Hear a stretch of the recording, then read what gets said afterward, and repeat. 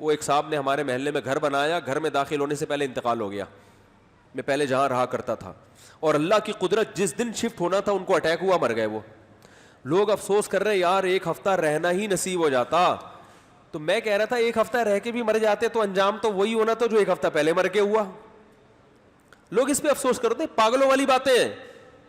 ارے یہ بولو اگر انہوں نے گھر یہ بنایا تھا آخرت کو سامنے رکھ کر کہ میں اس لیے بنا رہا ہوں کہ میرے بچے دھکے نہ کھائیں, لوگوں کے سامنے بھیک نہ پھیلائیں, تو گھر میں داخل ہونے کے بعد مریں یا داخل ہونے سے پہلے مریں, ان کی صحت پہ کوئی فرق بولو بھائی نہیں پڑتا.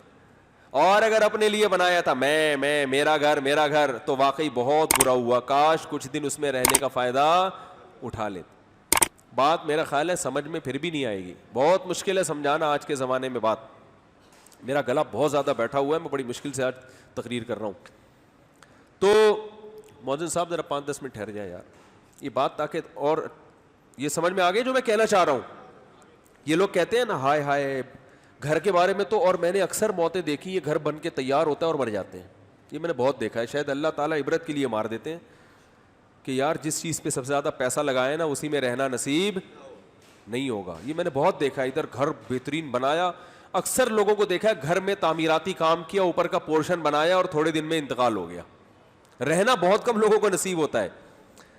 تو یہ گھروں میں زیادہ ہوتا ہے, کیونکہ نبی صلی اللہ علیہ وسلم نے فرمایا بدترین چیز جس پہ انسان کا پیسہ خرچ ہو وہ تعمیر ہے, کیونکہ تعمیر کا فائدہ انسان اپنی زندگی میں پورا نہیں اٹھاتا. اب کروڑوں روپے کا گھر بنایا تو اگر آپ 4 سال رہ بھی لیے تو کروڑوں روپے کے میں 4 سال میں رہ کے کوئی وہ کروڑوں کیش تو نہیں ہوئے نا. کیا خیال ہے بھائی؟ تبھی جائز ہے تعمیر پہ پیسہ, لیکن حدیث میں آتا ہے سب سے کم درجے کی چیز جس پہ پیسہ خرچ ہونا وہ تعمیر ہے. کیا مطلب؟ کھانے پہ خرچ کرو, سواری پہ خرچ کرو, شادی پہ خرچ کرو. صحیح ہے نا, اچھی بیوی لے کر آؤ. یہ نہیں کہ مٹھائی کا خرچہ آپ کی طرف سے ہوگا, یا وہ ایک میں نے بتایا تھا نا خاتون کا رشتہ کروایا ہم لوگوں نے, تو شوہر اس خاتون سے ہونے والا میاں ہوتے ہوتے رہ جانے والا, اور رہ گیا وہ اس چکر میں. الحمدللہ اللہ کا بڑا فضل ہو گیا, اور میری وجہ سے رہا وہ. میں نے اس خاتون کو منع کر کیا اس آدمی سے شادی نہیں کرو. وہ یہ کہہ رہا تھا جب بات طے ہو گئی کہ شادی پہ جو مٹھائی تقسیم ہوگی یہ خرچہ لڑکی والے کریں گے یا ہمیں کرنا ہے, اور وہ ترغیب دے رہا تھا کہ یہ خرچہ آپ لوگ کریں گے. تو میں نے اس خاتون سے کہہ دیا, وہ اسسٹنٹ کو کہا اس خاتون سے بولو کہ اس بندے سے شادی, یہ دنیا کو مسافر خانہ بالکل بھی نہیں سمجھ رہا ہے. صحیح ہے, جو مٹھائی کے ڈبے کے پیسے بچا رہا ہے یار, اندازہ لگاؤ, ڈبے کے پیسے بچا رہا ہے, کل وہ کیا کرے گا؟ وہ نکاح میں تو آدمی دل بڑا کر کے کرتا ہے, سمجھ رہے ہو. اگر یہ واقعی صحیح نیت ہوتی تو کہتا ہے مٹھائی کیا بھائی, وہ تو ہے ہی ہمارا ہی خرچہ ہے وہ, اور بتاؤ کیا مہر کتنا چاہیے, جتنی گنجائش ہوتی ہے اس حساب سے. تو خیر, تو بھائی اس سے صاف پتہ چلتا ہے کہ نبی نے جو فرمایا بدترین چیز جس پہ انسان کا پیسہ خرچ ہو وہ کیا ہے؟ تعمیر. کیوں بدترین ہے؟ بدترین کا مطلب بری نہیں, بدترین کا مطلب جتنی خرچ کرنے کی جگہ ہے نا ان میں سب سے, جیسے اس کی مثال ایسے ہے جیسے حدیث میں آتا ہے بدترین صف آخری صف ہے اور بہترین صف پہلی صف ہے. تو اب آپ کہو کہ بدترین آخری ہے تو اس کا مطلب اگر ہم آخری صف میں جگہ مل رہی ہے تو کھڑے ہی نہ ہو, گھر جا کے نماز پڑھ لیں.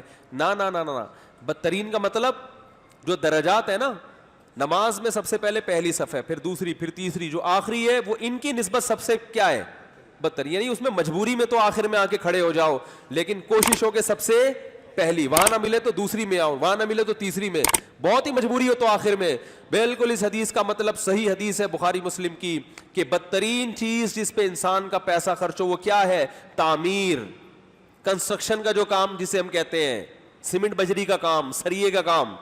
کیا مطلب بھائی؟ سب سے پہلے کھانا, لباس, سواری, یہ سب چیزیں, ڈیولپمنٹ جو ہے وہ جو بلڈنگ بناتے ہیں نا اور جو کنسٹرکشن کا کام ہے یہ سب سے آخر میں. اس کی وجہ یہی ہے کہ آپ کی عمر کم ہے اور کنسٹرکشن کے بعد جو عمارت وجود میں آتی ہے اس کی عمر بہت زیادہ ہوتی ہے, آپ اس سے فائدہ نہیں اٹھا سکتے. جتنا سریا آپ نے اس کنسٹرکشن میں ڈالا ہوتا ہے اپنی ہڈیوں میں آپ کے اتنا سریا نہیں ہوتا. جو رہنے والا ہے وہ اتنا مضبوط نہیں ہوتا, جو اپنے لیے گھر بنا رہا ہے وہ اس سے کروڑہ گنا زیادہ مضبوط ہے. بہت مشکل ہے. میں کہتا ہوں بکری خرید کے دودھ پی لو, یہ زیادہ اچھا ہے ذاتی گھر سے, کیونکہ بکری کے دودھ سے آپ کی ہڈی کیا ہوگی, مضبوط, اور ذاتی گھر میں سریا ڈلے گا مضبوط. تو پہلے اپنی ہڈی کا سریا مضبوط کرنا ہے کہ نہیں کرنا؟ اب یہ باتیں لوگوں, اب تو مجھے وہ بھی نہیں کہا جا رہا, یہ باتیں بتائی نہیں جاتی, نظر لگ جاتی ہے, انتقال ہو گیا یار. تو خیر بات کیا چل رہی تھی؟ تو ہڈیوں میں بکری کی ایک مثال دے رہا ہوں, یعنی مطلب یہ ہے کہ کوئی بھی ایسی چیز جو صحت کے لیے کیا ہے, اچھی ہے, تو اس پہ تو لوگ فوکس کر ہی نہیں رہے اس کو. ہڈیوں کی کنسٹرکشن کا کام تو بولو بھائی ہو ہی نہیں رہا, ہڈیوں کو تو مضبوط کرنے کی کوشش ہو ہی نہیں رہی ہے. ہڈیاں جس گھر میں رہتی ہیں وہ ایسا زبردست, اتنا سریا ڈالا ہے ہم نے, اتنا کھودا, اتنی موٹی موٹی دیواریں, بتا رہا ہے دیار کی لکڑی کے دروازے ہیں, کہتے ہیں نا بھائی 50 سال میں بھی خراب نہیں ہوں گے, بہت اچھی بات. لیکن آپ کے جو دروازے ہیں وہ ان سے لگ رہا ہے کہ 5-6 سال میں کیا ہونے والے ہیں, ان پہ دیمک لگ جائے, کیونکہ آپ جس اسپیڈ سے آپ کھانا کھا رہے ہیں اور توند آپ کی نکل رہی ہے, شوگر آپ کو ہونے والی ہے, اور آپ کی ہڈیوں کو وہ کھوکھلا بولو بھائی کرنے والی. لیکن یہ چیزیں لوگوں کی سمجھ میں نہیں آ رہی ہیں. تو دنیا کو مسافر خانہ سمجھو.